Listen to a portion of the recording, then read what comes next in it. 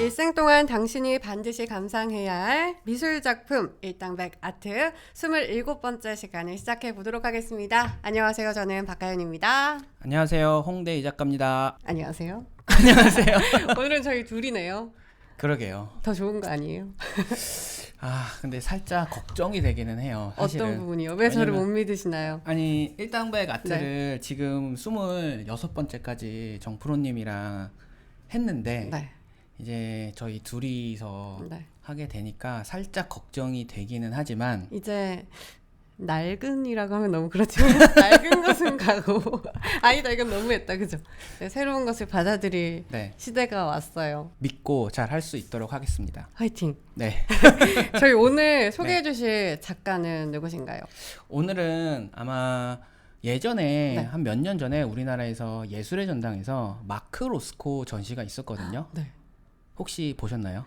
근데 진짜 안타까운 게 네. 제가 지난 회에서도 말씀을 드렸잖아요. 네. 그때는 제가 이분의 작품을 보고 뭐 하는 거야 도대체? 꿀 빤다. 그냥 칙 하나 색깔 칠해놓고 이렇게 생각했을 때였어요. 네. 그래서 안 갔죠. 그런데 지금은 지금 완전 바뀌었어요. 마크 로스코에 대해서 어떻게 생각하세요? 사실 많은 작품은 모르는데 네. 그 제일 유명한 것 같은 그 작품 맞는지 모르겠지만 네. 이렇게 색이 스며드는 듯한 그런 느낌의 그 작품 네. 너무 좋아요. 사람들이 네. 당시 예술의 전당에서 전시했을 때도 그랬는데 마크 로스코 작품 앞에 가면 뭔가 모를 감동이 밀려오면서 어떤 분들은 눈물까지도 흘린다고. 네. 저는 아직 그 단계는 아닌데 뭔가 약간 마음이 간다? 요 단계로 간 것 같아요. 실제로 보면요. 네. 사실 그러니까 인터넷이나 이제 뭐 스마트폰 화면으로 보면 뭔가 이게 뭐야 진짜 무슨 뭐 포장지도 아니고 이렇게 느낄 수도 있거든요. 네. 근데 실제로 보면 작품이 사이즈가 굉장히 큰 것도 있고 뭐 조금 상대적으로 작은 것도 있기는 하지만 네. 그 마크 로스코의 거대한 작품 앞에 서면 저도 사실은 추상화를 그렇게 좋아하는 편은 아닌데 네. 또 불구하고 네. 뭔가 모를 감동 이런 걸 오. 느끼기는 했어요. 아 진짜요? 네. 그리고 사실 저는 전시 보기 전까지 네. 마크 로스코나 또 이제 마크 로스코랑 좀 비슷비슷하게 그리는 미국 작가 중에 바넷 뉴먼이라고 있거든요. 그들의 작품을 좋아하는 편이 아니었어요, 사실은. 네. 네. 그런데 실제로 보니까 다가오는 게 정말 다르더라고요. 달라요. 완전히 달라요. 지금 저희 네. 영상 시청하시는 분들 되게 네. 궁금해하실 것 같아요. 네, 어떤 네. 작품인지 네, 네. 여기 띄워주시고 설명해 주시면 안 될까요? 네, 지금 화면 어딘가에서 이쪽에 보이겠죠? 여기서 이제 마크 로스코가 사진이 있고 그 다음에 이제 마크 로스코 작품이 이제 배경 뒤에 있는 작품인데 이 이미지만 봐도 작품이 굉장히 사이즈가 커 보이잖아요. 네. 그러다 보니까 추상화를 그릴 때 팁 아닌 팁 작가들한테 이제 주는 것들이 있거든요. 이제 추상화를 그릴 때는 최소 2m 또는 최저 한 180 이상 넘는 그 사이즈로 그림을 그려라 라는 팁이 있거든요. 왜요? 그냥 그 크기에 압도당해라 뭐 네. 이런 느낌.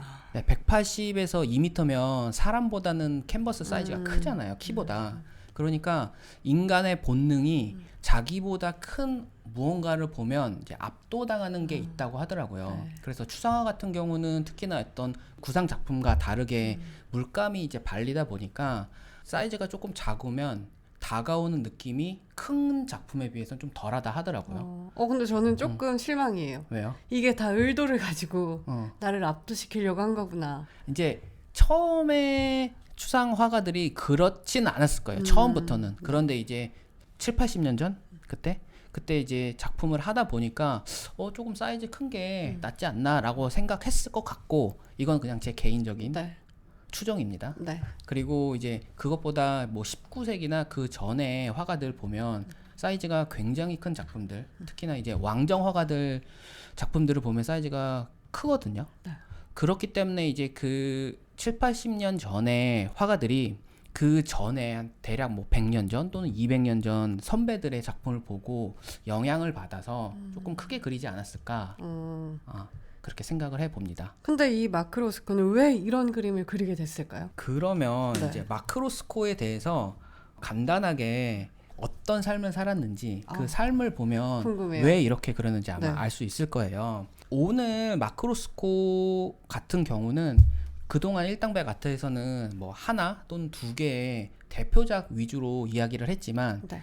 아시다시피 이제 마크 로스코 작품 같은 경우는 비슷비슷해요. 사실 색깔만 조금 다르고 그래서 어떤 한 작품을 이야기하는 것보다는 네. 이제 로스코의 삶에 대해서 조금 알아보고 그 다음에 이제 중간 중간에 나오는 작품들 이렇게 보면 좋을 것 같다는 생각이 들고요. 그 다음에 이제 특히나 로스코 작품 같은 경우는 제목이 무제인 경우가 많아요. 언타이틀드. 네. 제가 이제 예전 일당백 아트에서 무제를 쓰는 작가들이 저는 무책임하다 이렇게 얘기한 적이 있었거든요. 네. 그런데 특히나 추상화가나 이제 마크 로스코 작품 같은 경우는 무제가 이해가 가기는 해요. 맞아. 오히려 더 어울린다. 네. 그런 게 있으니까 이제 로스코에 대해서 이제 일생에 대해서 간단하게 알아보겠습니다. 네. 마크 로스코는 당시에 러시아 제국에서 1903년에 태어났고요. 그런데 이제 그 당시에는 러시아 제국이었지만 지금으로 봤을 때는 라트비아 그 위치에서 이제 태어났고요. 그런데 이제 아무래도 로스코가 좀 나이가 이제 뭐 10대 정도 갔을 때 그때 이제 세계 1차 대전이 벌어지는 바람에 마크 로스코 아버지가 아들들이 군대에 끌려갈 것 같아서 이제 미국으로 이민을 가게 되죠.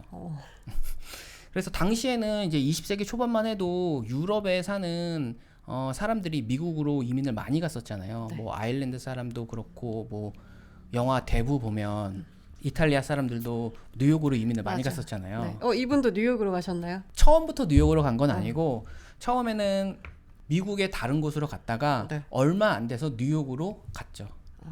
뭐 예술을 위해서. 그런 건 아니죠. 처음에는. 왜냐면 당시만 해도 유럽 사람들은 서부보다는 동부, 미국 동부 쪽으로 많이 갔었고 아무래도 동부에서 뭔가 상업적으로도 그렇고 가장 활성화된 도시가 뉴욕이다 조금 더 보니까 도시적이니까. 도시적인 것도 있고 뭔가 사실 이민자들이 미국에 갔을 때 할 수 있는 일들이 그렇게 많지는 않잖아요. 네. 그러니까 뭐 물건을 판다든지 뭐 등등등 그런 일을 하기에는 아무래도 뉴욕이란 도시가 좋기 때문에 뉴욕에 간 것 같아요. 그럼 옛날부터 그림을 그린 건 아니에요? 옛날부터 그림을 그린 건 아니고 마크 로스코가 사실 공부를 잘했었대요. 어렸을 때부터. 그래서 책도 굉장히 많이 읽고 그래서 어렸을 때부터 그림을 그린 건 아니지만 로스코가 공부를 좀 잘해서 예일대학교에 좀 잘하는 게 아닌 거 아니에요?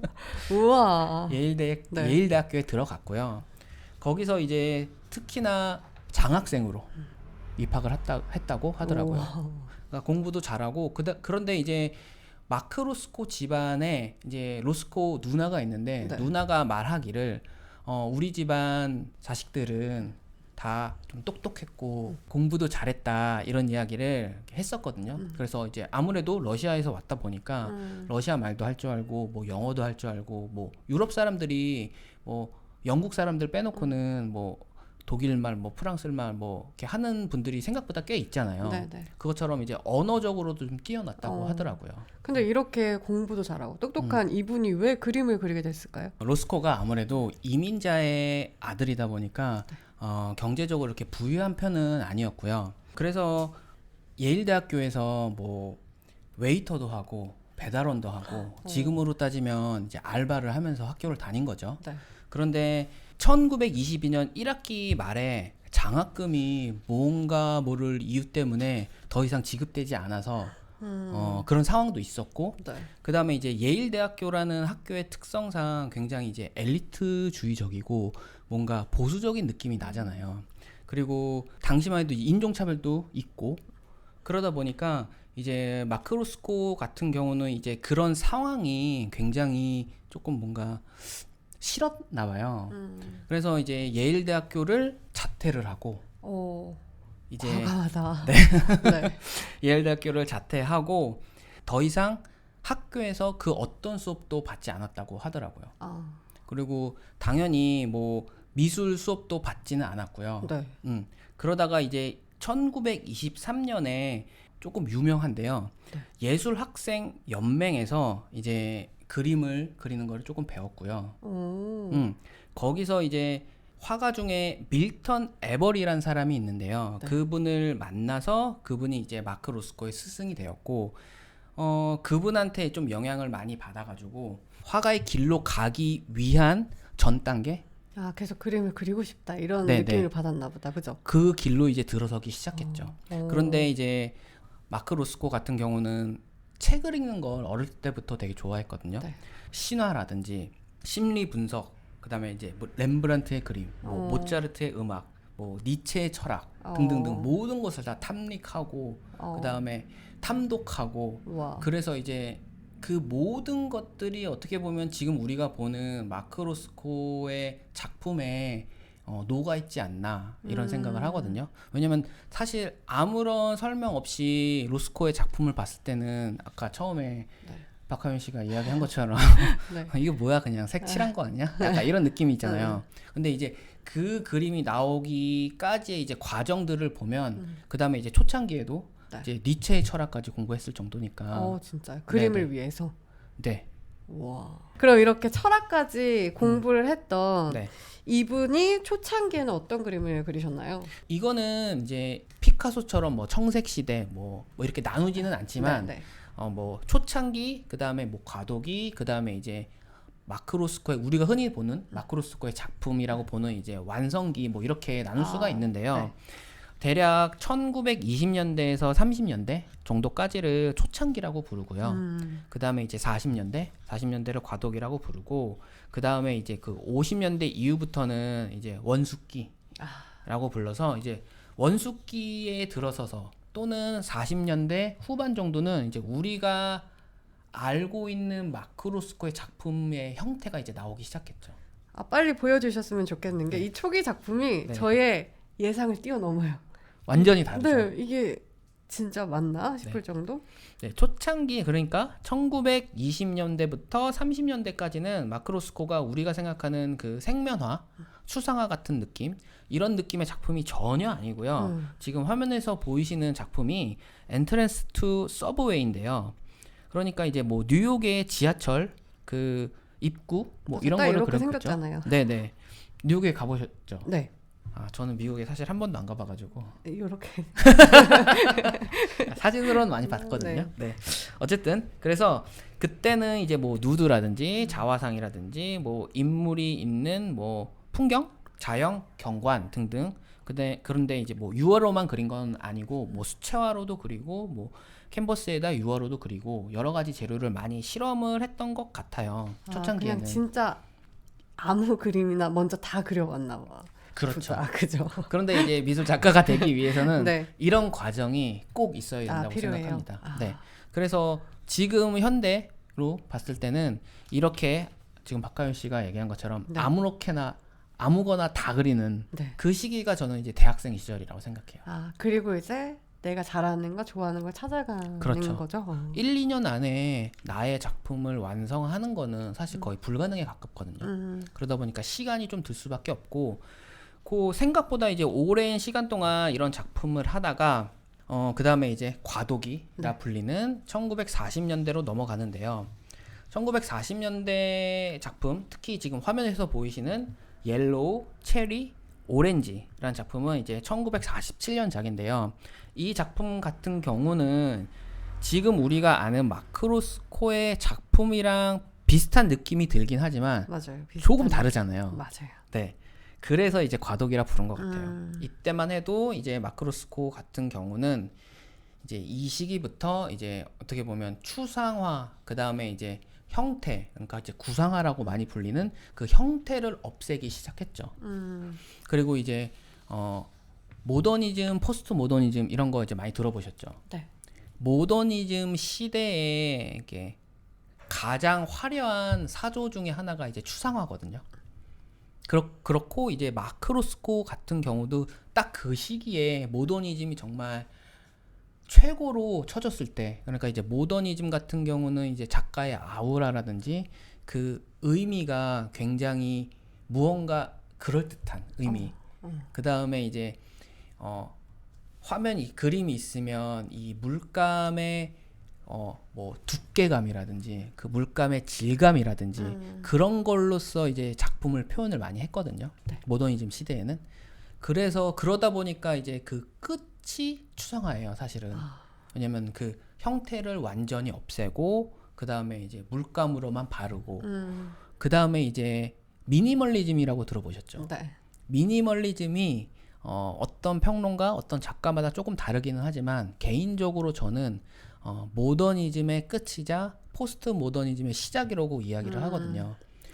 그럴 것 같아요. 네. 미니멀리즘으로 가면 추상화 같은 경우는 뭐 제목도 뭐 언타이틀드 이런 경우가 있지만 이제 방금 보신 작품 같은 경우도 이제 뭐 옐로우, 체리, 오렌지 이런 식으로 돼 있지만 미니멀리즘 같은 경우는 정말 그냥 깔끔한 단색으로 칠하거나 그 다음에 제목은 거의 다 무제예요.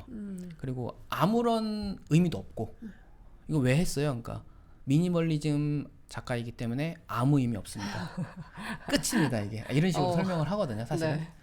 어쨌든 그 미니멀리즘의 약간 전 단계가 추상화인데 뭐 마크 로스코 같은 경우는 자신을 추상화가라 부르지 말라고 하기도 했는데요. 그러면 뭔가가 있다. 의미가 이거요? 있는 거죠. 그렇죠. 그러다 보니까 그런 식으로 얘기를 했고요. 이제 마크 로스코의 1940년대부터 이제 그 로스코의 완성된 작품의 형태가 나오기 시작했고 이 과도기 때 마크 로스코의 우리가 눈으로 보는 비주얼적인 이미지는 이제 아직은 완성되진 않았지만 내용적으로는 어느 정도 완성이 된 것 같아요. 그래가지고 더욱더 이미지 같은 경우는 상징성을 띠고 그 다음에 이제 어떤 근원에 대한 이야기. 근원. 네. 그러니까 뭐 어렵다. 삶의 근원이 될 수도 있고 그 다음에 뭐 지구의 근원이 될 수도 있고 이제 어떤 굉장히 거시적인 이야기를 한 것 같아요. 네. 그런데 이제 뭐 아까도 말씀드렸지만 작가가 작가 노트에는 이렇게 막 엄청 거대하고 막 그럴듯하게 했는데 네. 작품을 딱 봤을 때 얘는 뭐야 이렇게 간단하네.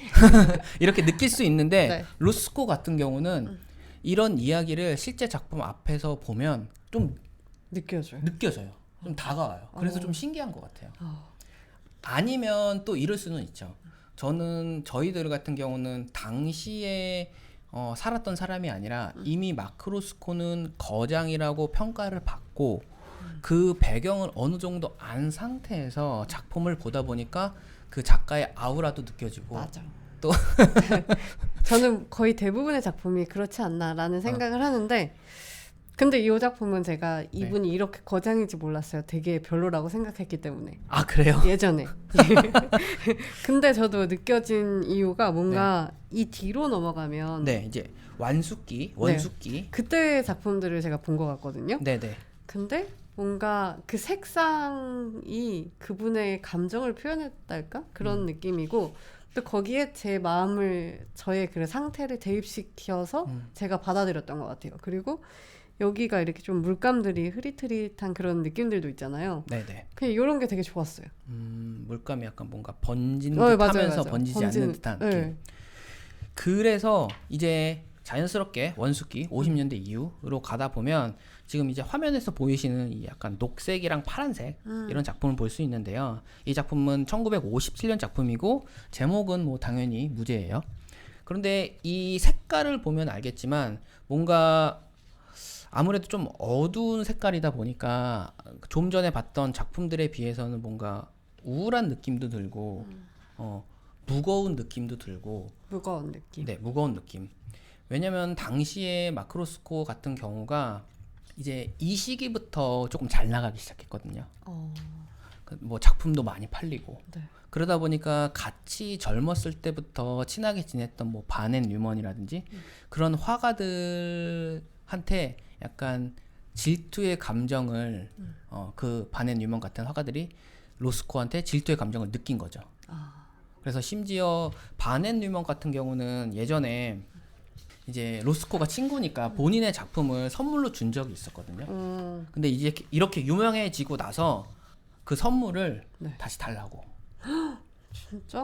너는 상업주의에 빠진 뭐 쓰레기야. 약간 이런 친구한테? 식으로 네, 비난하고.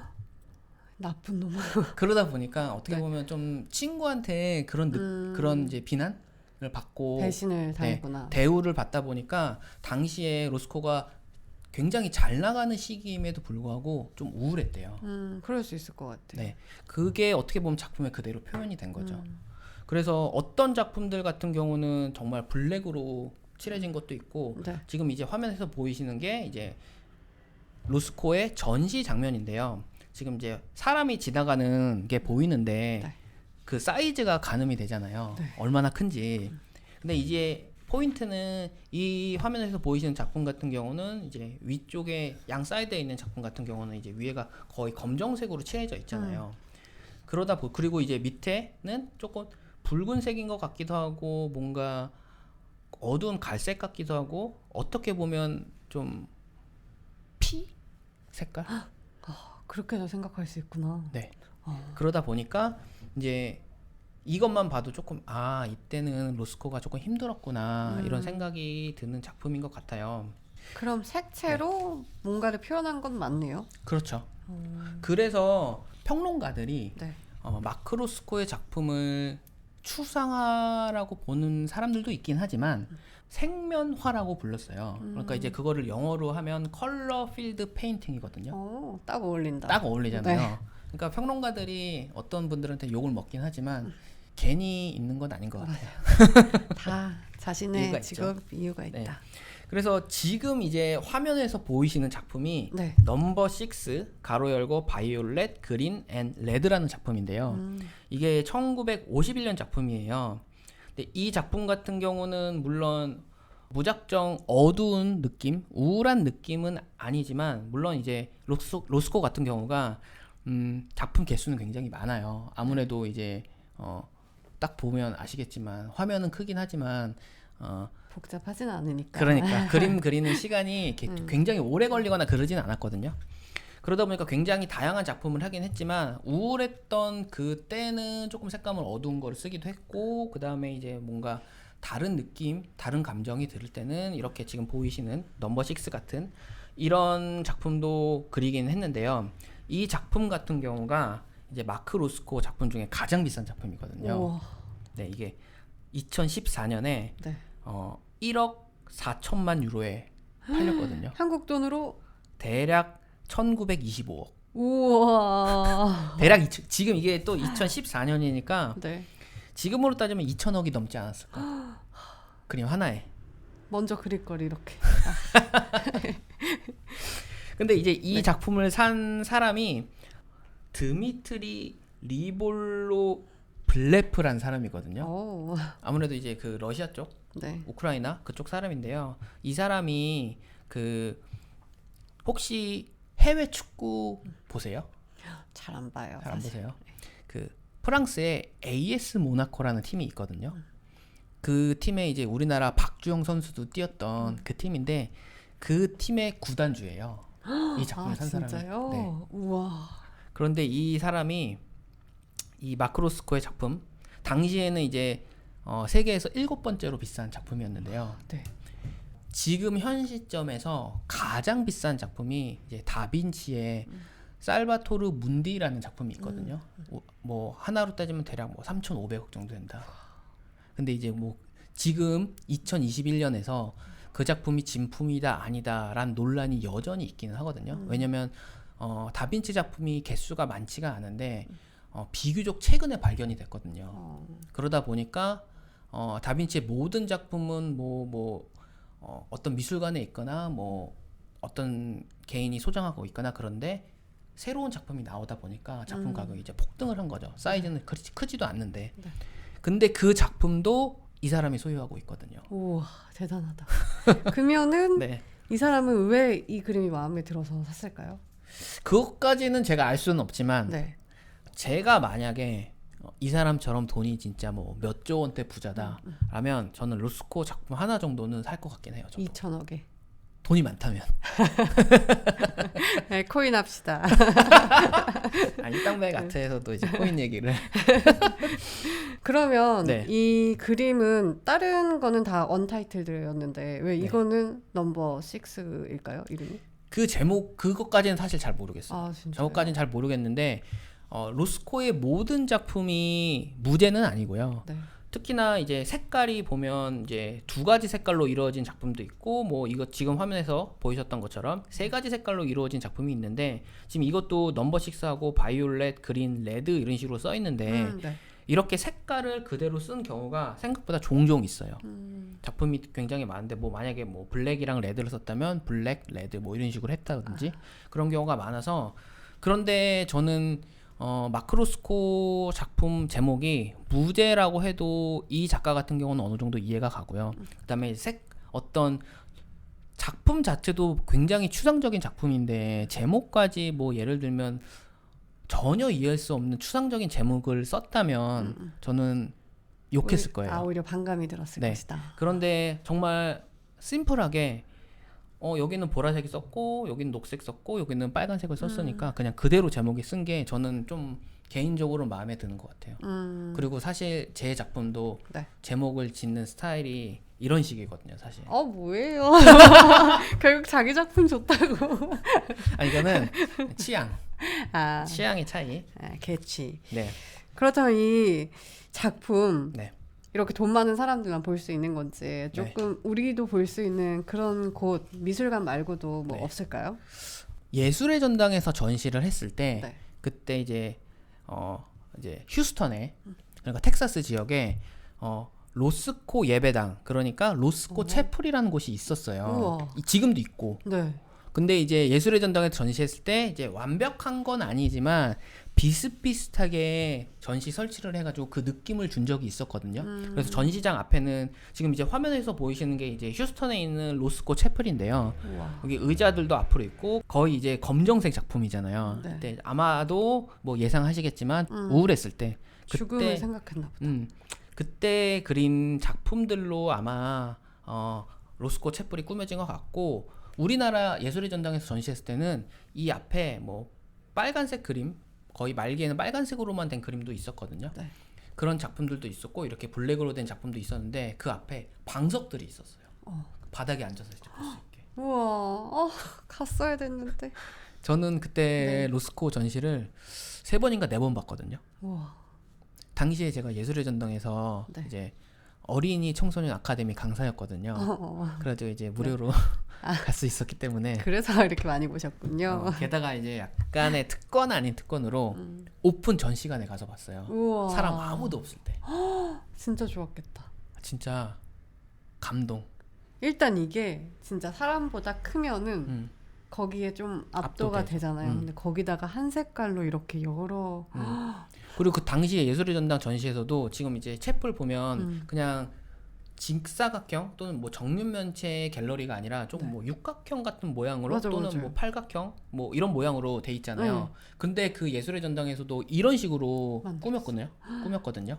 그러다 보니까 더 느낌이 좀 왔었던 것 같고 이 로스코 채플 같은 경우는 이제 로스코가 14점의 작품을 실제로 이제 기부를 해서 이런 식으로 내가 만들고 싶다 이런 식으로 해서 시작이 됐고요. 안타깝게도 로스코가 1970년에 죽었는데 네. 로스코가 죽고 난 1971년에 완공이 됐다고 하더라고요. 안타깝다. 로스코는 이제 보지 못했고 로스코가 방금 얘기한 것처럼 1970년에 죽었다고 했잖아요. 네. 그런데 특히나 이 로스코 채플에 있는 작품 같은 경우는 완전히 블랙으로 돼 있으니까 뭔가 진짜 뭐 정신적으로 힘들었나 보다 이런 생각도 들고 하는데 실제로 1970년 2월 25일 날 맨하탄에 있는 본인의 작업실에서 이제 칼로 자살이었어요. 네. 그럼 진짜 그림에 다 자기의 힘듦을 드러냈었던 거네요. 그런 것 같아요. 어, 그리고 되게 그 50년대 그때부터 잘 나가기 시작하면서 조금 더 사회적인 활동을 많이 안 하고 작업실에 틀어박혀서 친구도 잘 안 만나고 작품 활동에만 매진했다고 하더라고요. 이게 꼭 유명세를 얻는 게 돈을 갖는 게 좋은 것만은 아니다 이런 생각이 드네요. 그러면 네. 박하윤 씨는 네. 지금보다 네. 더 유명해지고 싶나요? 아니면 저는 유명은 안 해주고 싶은데 돈은 갖고 싶어요. 이런 얘기 되게 많이 하잖아요. 네. 가장 좋은 사람이 유명하지 않은데 부자. 네. 두 번째는 유명하면서 부자. 세 번째는 어느 정도 유명한데 돈이 없어. 그거 슬프다. 지금 제 상황이 아, 유명하시군요.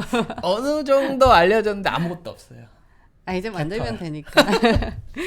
자, 그럼 어쨌든, 이렇게 해서 일생 동안 우리가 감상해야 할 미술 작품, 오늘은 마크 로스코의 작품들을 살펴봤습니다. 오늘도 네. 좋은 내용 알려주셔서 감사합니다. 다음에는 어떤 내용인가요? 살짝.